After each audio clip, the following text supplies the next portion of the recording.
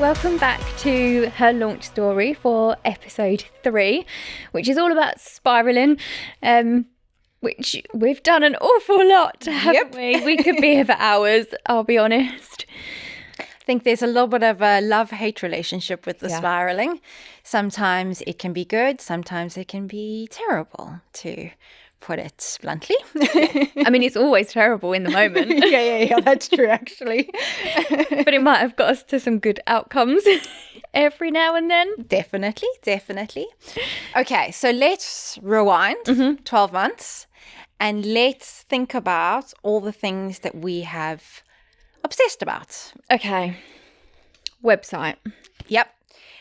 Business name. That was a big one for me. Yeah. Colours. Yes, and font. Yes, the font. And then the font I chose wasn't available elsewhere, so I had to rethink that. So much socials. Yeah, that was a big one. Yeah. Tone and like the voice that we wanted to get across, I think was also something that we spiraled about. Yeah, just so much. There's too much to actually list. I know, right? Our bios. Yes. How we would introduce ourselves. Yep. Job title. Yes, for that me. was a big thing for you. Yeah. Tech. If we needed all the tech, what tech we didn't actually need but we wanted, sort of thing. Just because it made us feel professional. Yeah. Yeah. So I think we should start with the biggest one, which was the website. Okay. Because I'm on version 3 of the website and you are on version 4. Thank you for counting. Yes. It's no problem. What are friends for? Yes. I don't even know where to start with the website because we egged each other on as well. Yeah. Which was bad. Yes. But yeah, Well, I we mean, started with a free version, building the website. Then we realized, well, that actually wasn't going to work. So then we got someone to help us build the website. yeah. And then we rebuilt it. And it wasn't their fault at all because no. they built the website exactly based on what we'd done previously, and then it wasn't what we thought it was going to be. No. I mean, we got quite obsessive. I mean, I know, speaking about myself, was circles, lines. I needed to feel that if you were on one page and went to another page, that you knew exactly where you were the whole time. I got very obsessive about images that I used. I mean, as you like to tell me, I have a lot of hands. I'm not a hands person. You don't see any hands on my website.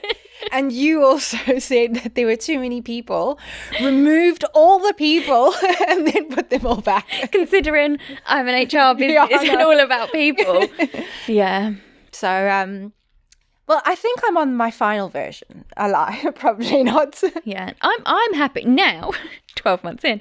I'm really happy with how my website looked. But there were times when I just hated a page. There was nothing I could do to make that page okay. And it became an obsession. I'd be doing it till 1 a.m. Looking at images, looking at templates, trying to change the colours. Did it flow into the next section? Was the section too long? What did I want people to see when they first landed on that page? And it was just, Yeah, and I think also something to remember is it's really good to have a website. But unless you, and I mean, I'm not saying that I know this for 100% facts or whatever, but websites are not, they don't gain as much traffic as one thinks. You know what I mean? Unless you like selling clothes or a product online. But of course, you do need it to show people, okay, this is who I am, this is what the business is about. But for some reason, we put so much weight onto the website and to having it absolutely perfect that it rented a lot of space in my head. Yes. No, 100%. And then I think, like I said, we egged each other on and we got into each other's heads, didn't we? Yeah. So I had a absolute spiral one day and felt like it looked like a child had created my website. So I'm talking to you and panicking about it, and we're doing stuff to my website. This is the other thing as well. We do it together. So I don't just steal my time, I steal your time as well. Vice versa. Yeah. And then we fix mine and everyone's happy, and then you call me a few days later and I feel like a child's designed my website. I know. We also had that with words, where I felt I didn't have enough words on my website. Told you how I felt. 24 hours later, you were like, oh my goodness, that's it. I've got too many words on my website. We have to cut this down. I was like, no, Amy, it's the right amount. No, I can't get it out of my head. That's it. It is crazy how obsessive we have become over really not important stuff sometimes. Yeah.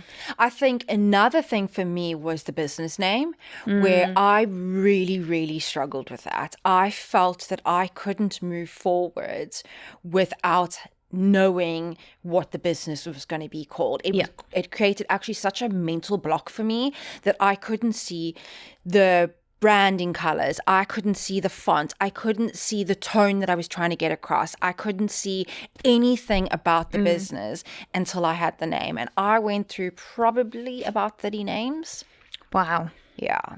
Look, a lot of the good names are of course taken. So that was a hurdle that I had to face, was the names that I really, really wanted were all gone. But I then enlisted friends and family, and my younger sister actually named the business for me, because I was just like, that's it, I give up, I just don't know, I can't move past it. And then she at least stepped in and helped me out for that one. It's true though, because it's almost like it's not just a hurdle, it's a mental block sometimes. And yours was the name. I've got many examples of when you just can't move on from that until you've made a decision, until you've decided on something.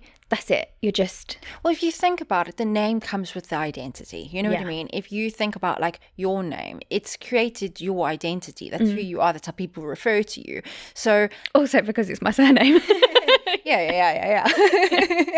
But it carries, I feel, a lot of weight. And look, granted, we can rebrand if we wanted to, but I didn't want to go in thinking about a rebrand. I wanted to go in thinking this is going to be my company and this is what it's going to look like. And it's taken a couple of websites, lots of spiraling moments. Yeah. But I'm actually feeling quite happy with where I am now with the website and obviously the name of my business. Yeah. Which is a massive achievement considering where we have both been at different times with it, because even down to, do I want circle buttons or do I want square buttons? Well, do you remember I had all square, and now I'm in my circle phase. I'm in my circle era, so now everything has got a circular feeling to it. One of the big things for me was colours.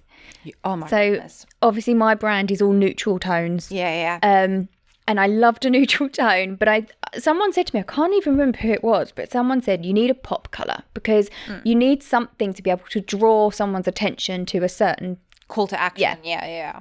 So I did. I chose a pop colour, and then it wasn't just a pop colour anymore. This colour appeared everywhere, and it just every time I looked at it, it started to make me feel sick. I was like, I don't like this colour, and I still have that colour. Yeah. But I have reduced it. Yeah, you've calmed it down. Because I think that's also something that you and I are a bit like, is we're quite extreme. So when we do something, it's like we're going to go full into doing it. And that was with the pop colour. You're like, okay, someone told me I need a pop colour. Well, this pop colour is now going to become the main colour. And it's like, no, girl, it was just a hint of the colour. Yeah, you don't need it in every single kind of piece of content. And I think that's what I was doing. Yeah. I was trying to incorporate my entire colour palette because I thought that's what would make the brand recognisable. Yeah. And actually it's not. No, I get that. You don't need a rainbow. No. You just need a select few. Yeah. So that was, definitely the colours was like my name, I guess. Yes. Well, I went with Wait, I started out with grey, didn't I? Yes. Grey and a hint of pink, I think. Don't know why. And a light blue, wasn't it? Yes. Yeah. I'm not a pink girl. Like, I'm like you, very neutral in my colors. Like, even what I wear, I'm predominantly wear all black, all white, all blue. I think so. That disappeared quite quickly early on. I was like, I don't know, girl, what are you thinking? This needs to go. But the blue, I think my favorite color is blue, because I refer to myself as the blue girl because I've got a blue kitchen. I have a blue sofa, and my website's color is blue. Are they all the same blue? Well, the kitchen and the sofa, yes. Okay, yeah, all three are actually. I've now got a lighter blue as well, but yeah, I'm just gonna be the blue girl. And I mean, it's not a bad colour. Yeah, It's a very professional colour. yes, but I think sometimes I want it to be a bit like different, because I think a lot of people like the color blue. Yeah. I think that's what got me as well with the neutral tones. It just kind of all blurred into one after a while. Originally, I thought this is going to be really clean. There's nothing to dislike about it. Yeah. And then I just thought, who am I? What is my brand? Oh, you had that. Yeah. We actually both had that with the socials, where when we first started putting out posts, I then went back and I was like, wait, none of these match. There's no like flow with them. There's random images, random colors, which I then spiraled about as well. Yeah. I blame Canva for that. Yeah, Because it just has too much choice. Yeah. And sometimes when you look at the choice, it looks really great the way they've designed it. But when you start adding stuff to it, no, it's just, it's not so great. But this is why we're not marketing experts. Let's be honest. I think that's the other thing we have to remember, that we've done an awful lot. But the things we're spiraling about are the things that we're not experts in. Yeah, and some of it doesn't matter. No. I mean, But we feel that it does. Yes. And I think you do get a mental block about certain things, and I think that's okay. And I agree with you 100%. We're just not experts in all of these fields. Yeah. And I don't claim to be. No. But we do what we can. Yeah. And we use the resources that are available to us. But yeah, I could talk about this for hours in terms of like the tone and stuff. I feel like a lot of what we have like spent a lot of time on unnecessarily is making things pretty. I know. And I wonder, does everyone do that, or is that an us thing? Well, I mean, we know a couple of people who it took, her a long time to get her website out because she was also super stressed about different lines and colors. And I suppose you just, you want to put your best foot forward, and it matters to you. I mean, even though some of these things, like the imagery for the social, like not everything needs to be perfect. And I can tell myself that over and over and over again. But when it's my baby, my brand, my image, I want to be close to perfect. Yeah. And 100%. Yeah. I will say, I think some of the things now I'm getting better at that I'm not like completely obsessing about, but that has taken time. And that's not to say that those thoughts won't come back. Yeah. I mean, we've had a rebrand on the podcast as well. So I mean, 2 days ago we had certain colors. Now they have changed. Yes. Yes, that's very true. But I think also when you look at something over and over and over again, you get bored of looking at it. Yeah.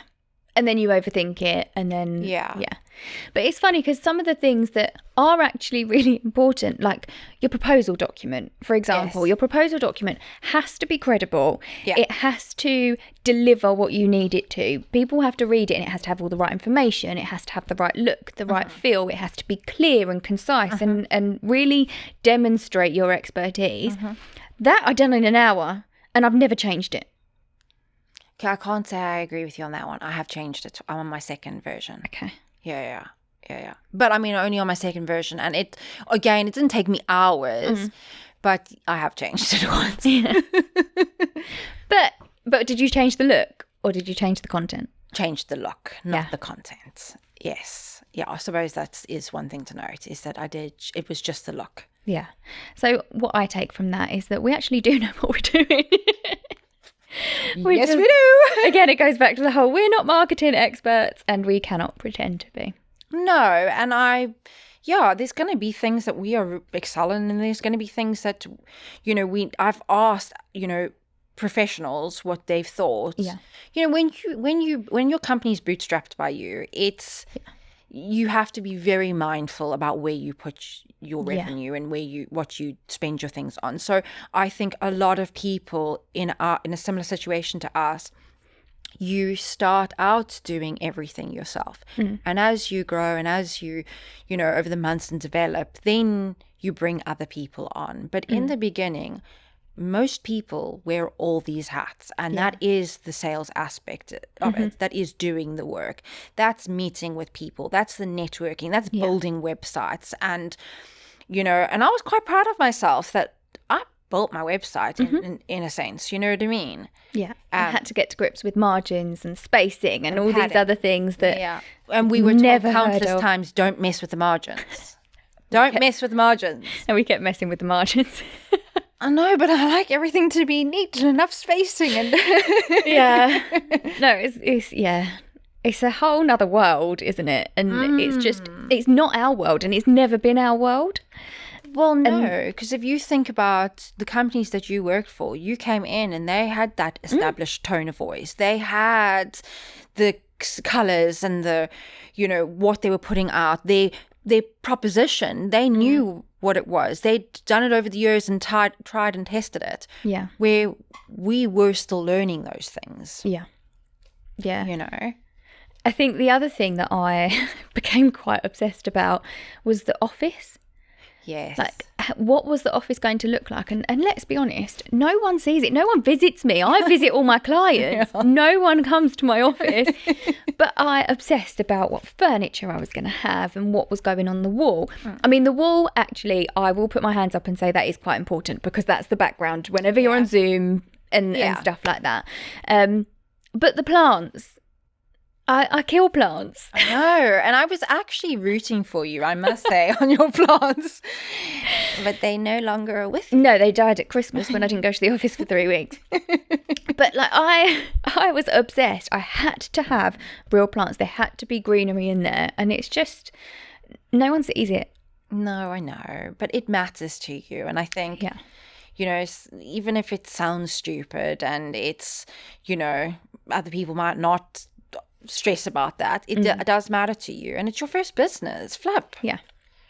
Definitely. We got to also remember that's probably the things that we are saying now, from a year from now, we will look back and be like, oh girl, if only you knew, you like on a total different wavelength now. That's life. I mean, 40-year-old me is going to think 35-year-old me is not thinking the same way, because that's just life. I think for me, one of the hardest things was consistency. Did you find that? So I will have weeks where I'm feeling really creative, and I'll have some really good ideas that I think are good ideas at the time. Let's be honest, I'll probably pivot at some point, but and I'll be feeling quite creative, and I'll get some good content out there, and I will comment on things, and I will get in touch with people, and I'll go to events and all this stuff.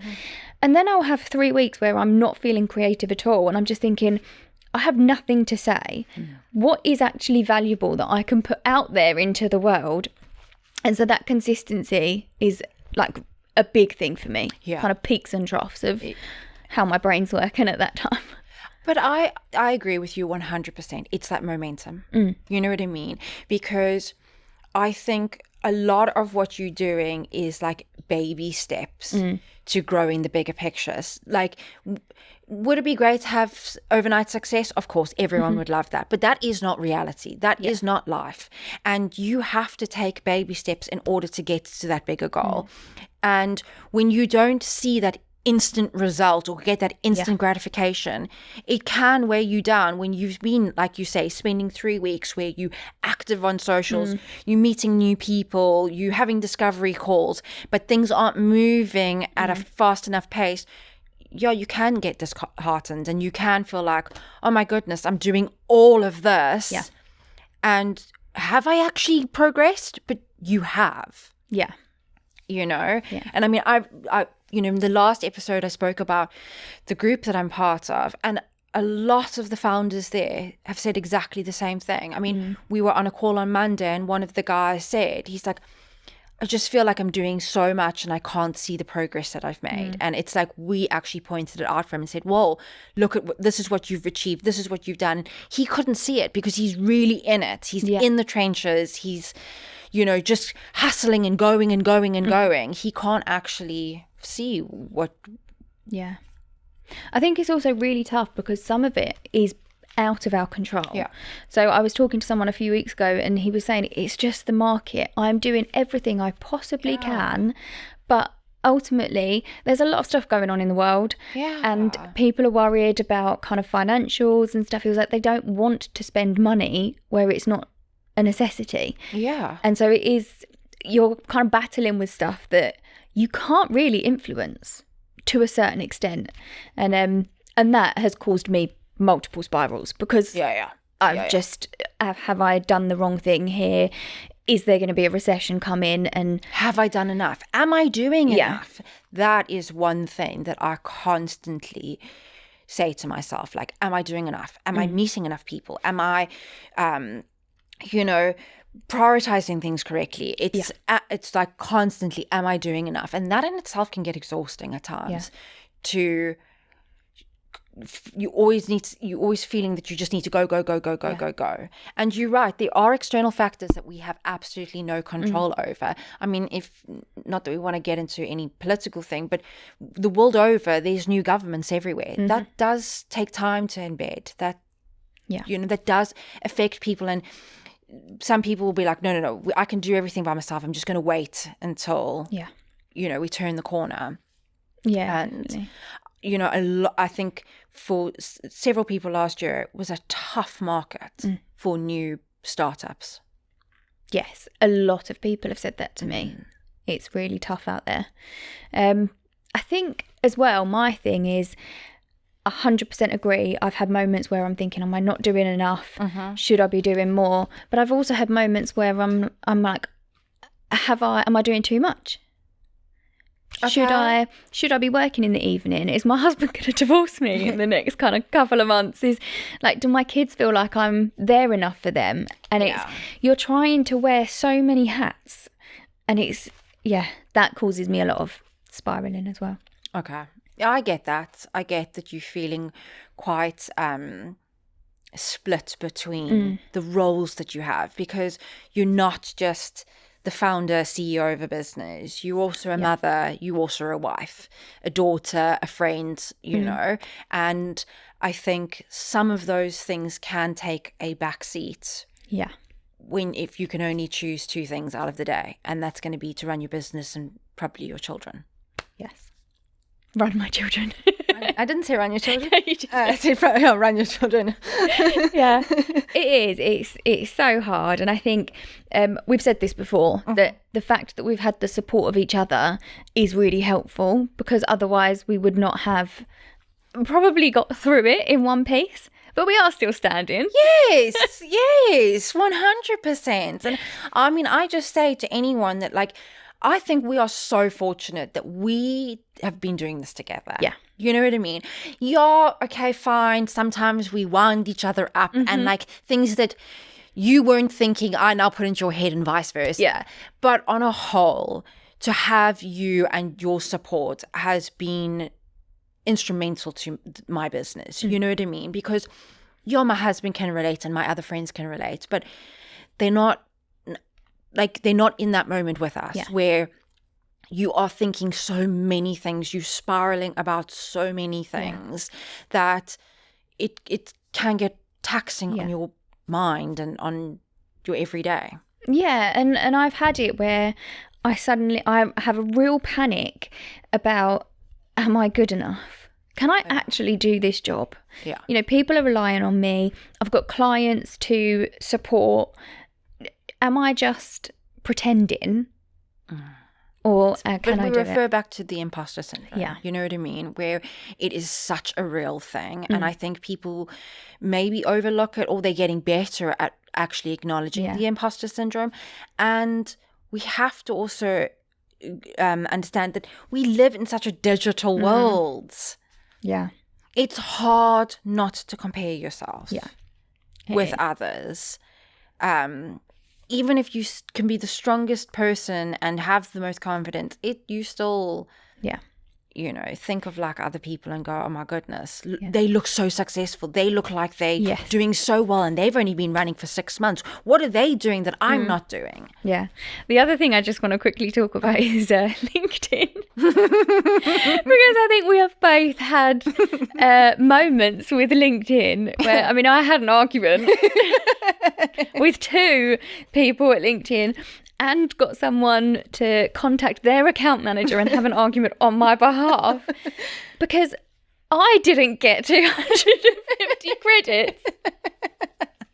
That you got. Got so worked up by that. I was so offended. I know, and because Leanne also had 250 credits, and that really annoyed you that she only had 100. And I didn't understand why. I was like, I'm paying for premium. Why am I not getting the same experience? And I think that's something I've noticed is that is not only are we spiraling, but we actually take things personally. Oh yeah, I get very childish. No, 100% I get very childish. I get super offended when I invite people to like the page and then they don't. I'm just like, why wouldn't you want to follow my page? I'm sharing fun facts. But they have lives. They might not want to follow my page, but no, I take it personally. Yeah. 100%. And I can get a little bit childish. Yeah. And then the algorithms and stuff like that. You're like, goodness. Sometimes your post gets seen, sometimes it doesn't. And I'm like, I don't understand this stuff. But I think even experts will say to you, it's really hard to follow the algorithm because things are changing on the daily. Yeah. You know what I mean? And you just got to roll with it. Yeah. And I suppose we need to not be so sensitive. I'm a sensitive Sally sometimes. Yeah. And also, you know what? We are doing things to put ourselves out there. So many people have said to me, you need to do videos. You need to show your face on camera. And well, here we are. But the thought of it, you know, I see posts all the time where someone's walking down the street and they've got their phone and they're... Oh, the vlogging. Yeah. And I'm like, I've got nothing to say. What would I talk about? Yeah, no, I don't think I could do daily vlogs because it's going to be me sitting at my laptop. I'm not sure how long people are going to want to watch that during the week. Weekends, okay, fine. But no, I take my hat off to vloggers and who put themselves out there. We're definitely in a different world, but this was even a bit of a stretch for me. Yeah, 100%. I feel like we are, we've taken ourselves massively out of our comfort zone doing this podcast. Yeah, you, I would say a little bit better because you are more accustomed to like the public speaking and things like that, where I absolutely hate it. I mean, not that this is public speaking, but you know what I mean. Like that's not my comfort zone. It's never going to be my comfort zone. I mean, hell, I don't even like to celebrate birthdays. That's how uncomfortable situations like that can make me. But I'm proud that we've done this. We are on episode 3. I'm looking forward to episode 4 where we're going to have a guest who's going to talk about her experience in launching her business and, you know, sharing some additional insights, because this is the purpose of the podcast, is to share what it's actually really like and that it's not all sunshine and roses. And you do have moments where you question everything. Yeah. And you can have really high highs, but at the same time, really low lows. I think what we have got good at recently, I feel like it's taken us quite a bit of time, is knowing when to shut the laptop. Yes. And that's taken, I mean, we've still got work on there to do, but but there is that time when you just need to not think about work, not do anything on it for even just an evening. Yeah. It really helps kind of just reset your brain almost, and then you can kind of go in like the next day feeling a little bit more revitalized. Yeah, I did that. Unless like you want to throw your laptop out the window. Oh, tech, and sometimes tech can really work on me. Oh yeah. Yeah, because again, we are now IT people as well. Yeah. And I mean, listen, I can do the basics a little bit higher than the basics. But I'm no way am I a tech expert. And now I'm IT as well. From IT, marketing, yeah, you name it. branding, digital, Yeah. But accountant. no, we at least have that. Yeah, don't worry. Our finances are in check. I am not going to trust myself with that. Yeah. No, it is. Yeah, it's tough. Perfect. Okay, so I think we are there with episode 3. Yeah. So thank you once again for tuning in, and we hope you can relate to some of the things that we talk about. We hope that you find us entertaining. Yeah. I think I laughed too many times at my own jokes. But yes. I think the one thing I would say is if you can find someone who can support you with some of this, because what we're very good at is pulling each other up on it. Yeah. So I can tell when you're spiraling and bring you back around, and vice versa. Yeah. And I think that is, if you're going to take anything away from that episode, I really would suggest using people around you, because it's really valuable. And it makes the place feel less lonely. I guess. But yeah, that's it from us. So thank you so much. Again, we're going to say this every time. Please do like, subscribe. And if you've got anything you want us to cover, please do comment. But really look forward to next time when we've got a guest. Yes. Thank you so much. Thank you.